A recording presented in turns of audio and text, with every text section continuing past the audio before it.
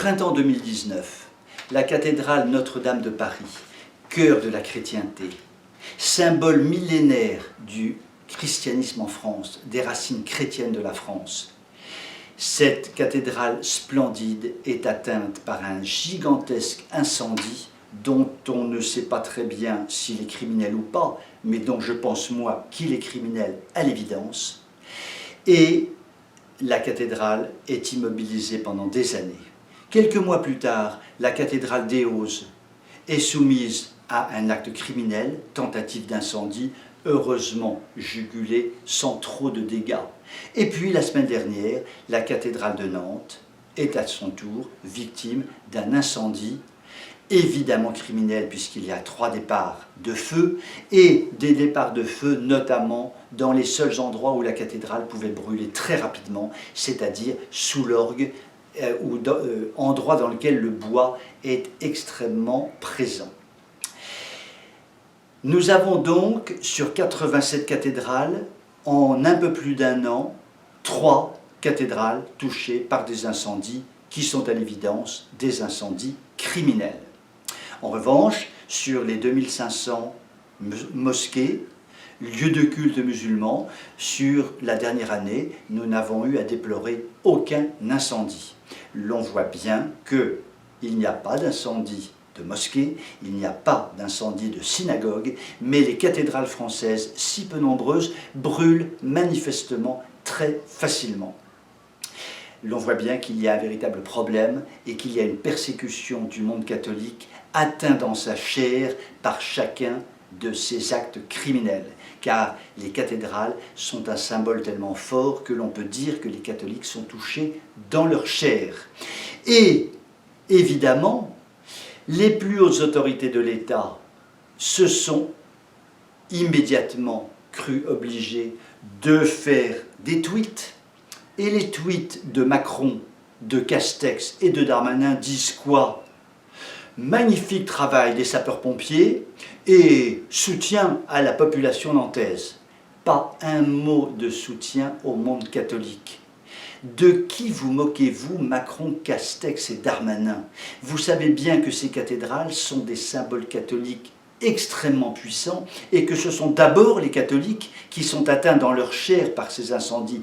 Vous n'osez même pas prononcer le mot catholique tant vous avez peur de ce mot et tant vous êtes soumis notamment à la religion islamique. C'est un véritable scandale. Comment voulez-vous que l'on vous respecte? Alors Darmanin, bien sûr mon gros, la première déclaration que tu as faite c'était de dire que ton grand-père était musulman et priait Allah. Ça c'était vraiment important. En revanche, notre ami Macron, qui a été élevé chez les jésuites et qui est à son poste grâce à un collège catholique de jésuites, c'est-à-dire de catholiques, et qui d'ailleurs a connu un professeur qui s'appelait Brigitte, qui s'est intéressé à lui de façon un peu prématurée, semble-t-il. Macron revendique-t-il sa religion catholique, lui qui doit son poste aujourd'hui parce qu'il y a été bien élevé dans un établissement catholique?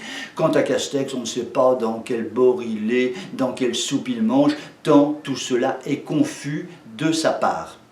Comment voulez-vous que nous respections les plus hautes autorités de l'État, car le seul tweet qui était à faire, c'était « Nous sommes totalement solidaires du monde catholique, nous partageons sa souffrance et nous allons traquer les criminels qui mettent le feu à des cathédrales ». C'était ça le tweet qu'il fallait, mais était-il capable de le faire? Ces 3 individus, à l'évidence, non. Comment voulez-vous que nous respections des gens aussi peu courageux, mais qui, en cas de problème avec l'islam, si par hasard une mosquée brûlait, se rendraient en cortège et passeraient la journée autour de la mosquée pour pérorer sur leur soutien au monde musulman et à la religion islamique. Sur ces tristes paroles, je vous souhaite une excellente soirée et vous dis à demain.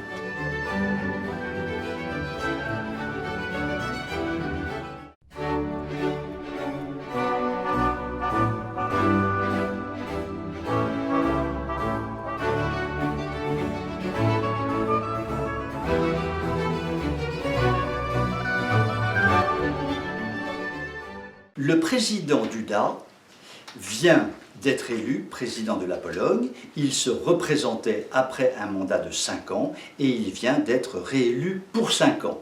Ce qui veut dire que la guerre entre l'Union européenne et la Pologne ne va pouvoir que croître et embellir.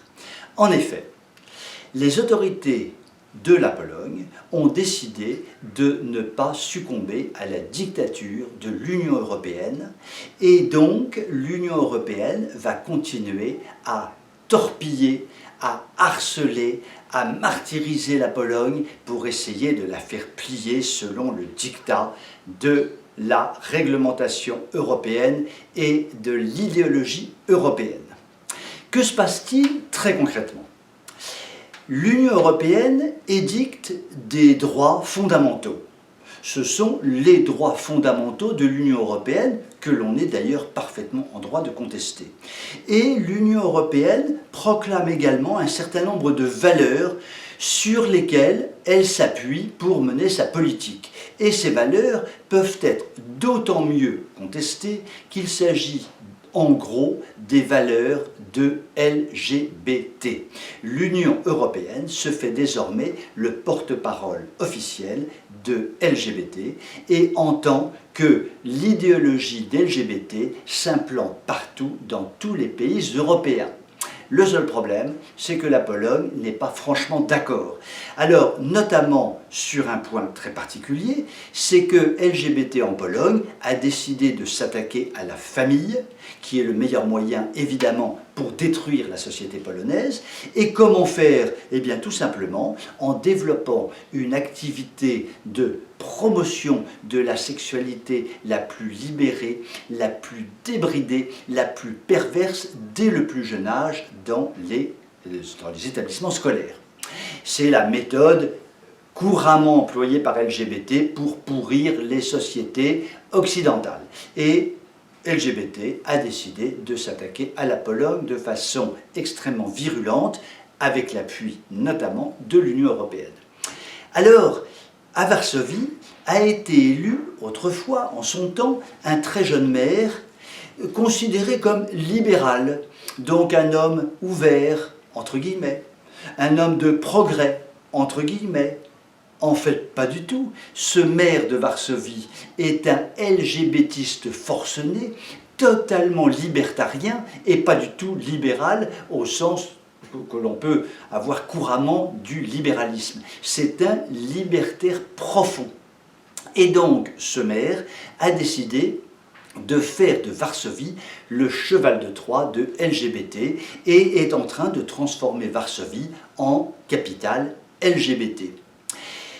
Or, lorsque l'élection présidentielle a commencé à se mettre en route, notamment 2 mois ou 3 mois avant l'élection de l'autre jour, qui a été mis dans les pattes du président sortant, c'est-à-dire le président Duda qui se représentait, comme par hasard, le maire de Varsovie, le si gentil maire de Varsovie, libéral et tout à fait sympathique et qui véritablement avait donné des gages pour protéger la famille, pour protéger les valeurs de la Pologne, alors que ce garçon est un véritable LGBTiste et fait tout pour détruire la société polonaise qu'il exècre, à savoir la société traditionnelle de Pologne basée sur des racines chrétiennes.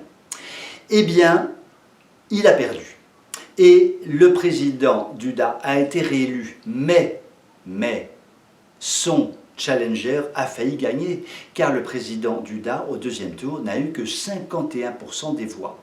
La Pologne est encore plus ou moins à l'abri pendant 5 ans, mais il est probable qu'avec le système dictatorial mis en place par LGBT dans le monde entier, avec l'appui du sinistrissime Soros et de ses richissimes fondations, il est probable que le pion Pologne tombe à son tour dans 5 ans si les Polonais ne résistent pas vaillamment à la destruction de leur société par ces mondialistes libertariens. Sur ces tristes paroles, je vous dis à demain et vous souhaite une belle soirée.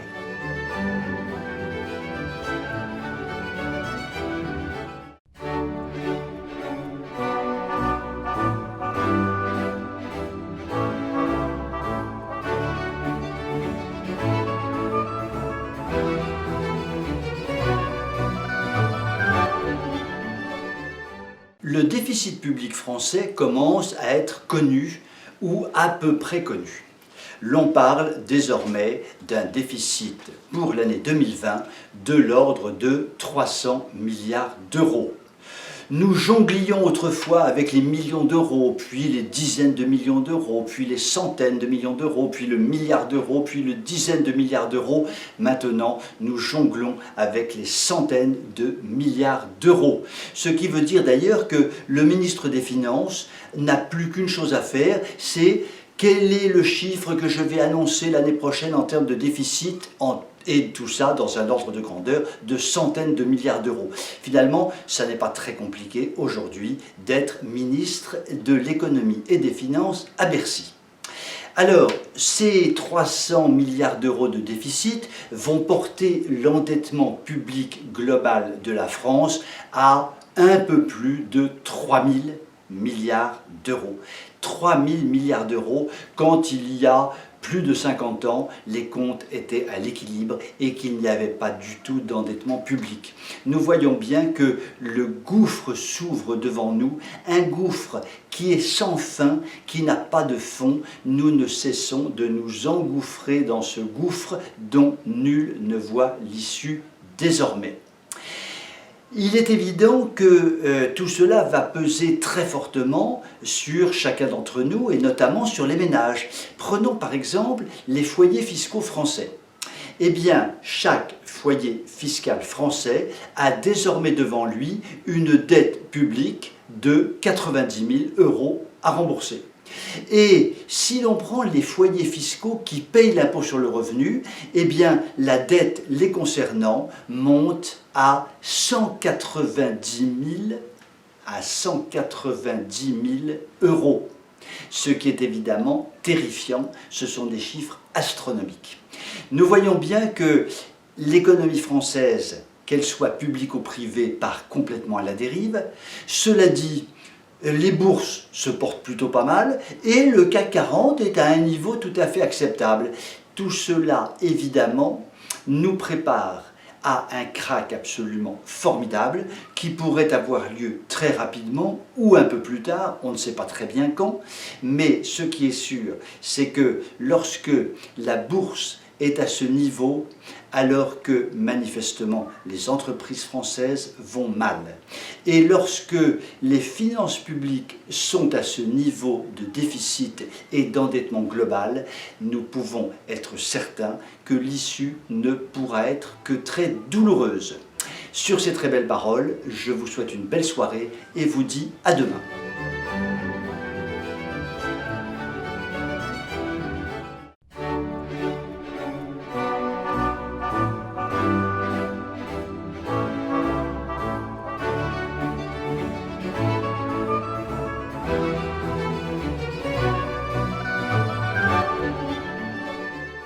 Le système politico-médiatique, depuis une dizaine de jours, loue l'agilité politique de Macronor, en disant que véritablement il a du génie en arrivant à constituer des gouvernements qui sont véritablement des chefs-d'œuvre en termes de diplomatie politique. De qui se moque-t-on? Macron n'est pas du tout aimé, voire détesté, voire même haï par les mélenchonistes, son côté gauche. Macron n'est pas beaucoup aimé, voire même détesté, voire même haï par un grand nombre d'écologistes. Pour former un gouvernement, Macron n'avait aucune autre solution que de se tourner vers le centre ou le centre droit, c'est-à-dire en clair, vers les Républicains. Il n'y a aucun génie politique là-dedans. Un enfant de 12 ans aurait pu comprendre que, puisqu'on ne peut pas aller à gauche, il faut forcément aller à droite.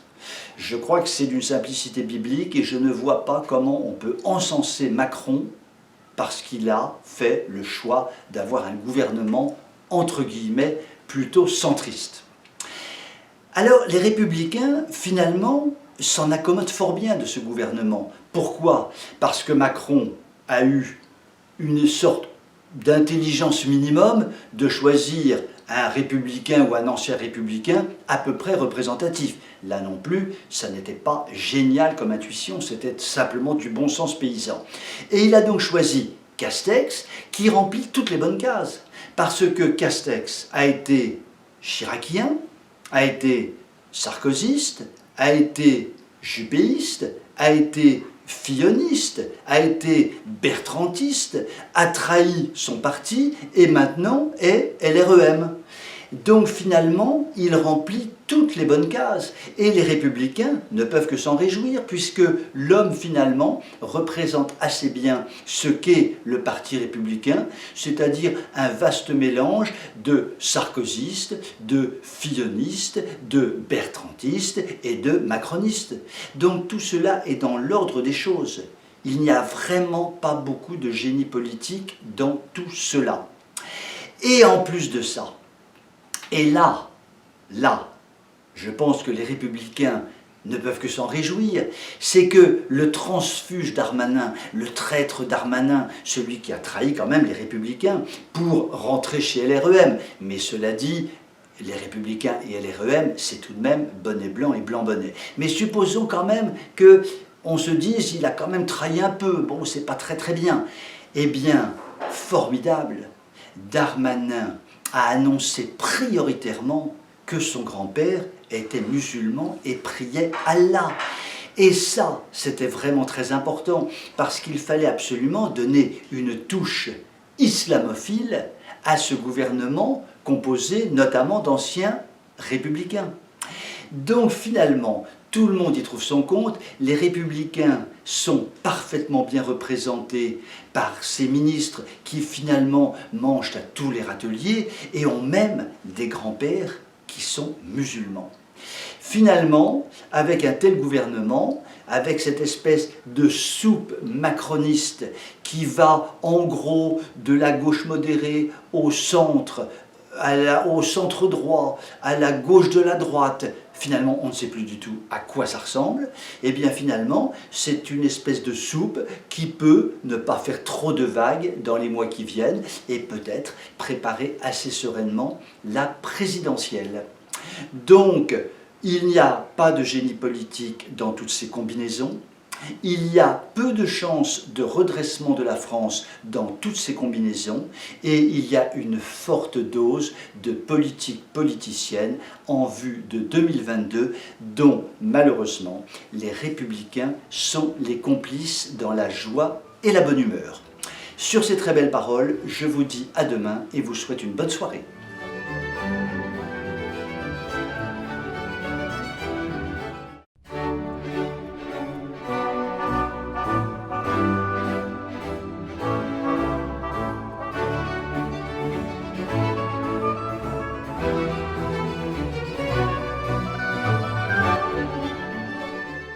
Le Maroc est un très beau pays, situé à quelques encablures de la France. Si l'on demande aux Français ce qu'ils pensent du Maroc, c'est un pays de tolérance, c'est un pays amical, c'est un pays avec une population qui est tout à fait fréquentable, car fort sympathique, souriante, et en clair, il n'y a pas de problème particulier avec le Maroc. Regardons-y de plus près. Le Maroc a une population de 35 millions d'habitants. Combien y a-t-il de chrétiens au Maroc? Il y en a 50 000. 50 000 sur une population de 35 millions d'habitants. Mais sur ces 50 000, 80% des chrétiens sont en fait des résidents non marocains. En réalité, il y a au Maroc environ 10 000 chrétiens. En clair, il n'y a plus de chrétiens au Maroc. Le Maroc, pays si amical, si sympathique, si doux à vivre, n'accepte en aucun cas la religion chrétienne. C'est tout simplement interdit. Il y avait autrefois quelques dizaines d'églises. Elles sont maintenant transformées, elles sont pillées, elles sont fermées. En clair, il n'y a plus, ou à peu près plus, d'églises au Maroc. Attention, si dans nos 10 000 Marocains chrétiens, l'un d'entre eux fait du prosélytisme, il risque tout simplement du pénal. Et s'il y a simplement un doute selon lequel il pourrait faire du prosélytisme, il est arrêté, détenu maltraité éventuellement, mais pas lui seulement, également sa femme et ses enfants. En clair, sur le plan de la tolérance religieuse, le Maroc est une véritable catastrophe. Le Maroc est résolument antichrétien et l'affirme très clairement par tous les pores de sa peau. Alors évidemment, l'on nous explique que le Maroc diffuse une religion musulmane, religion de paix et d'amour.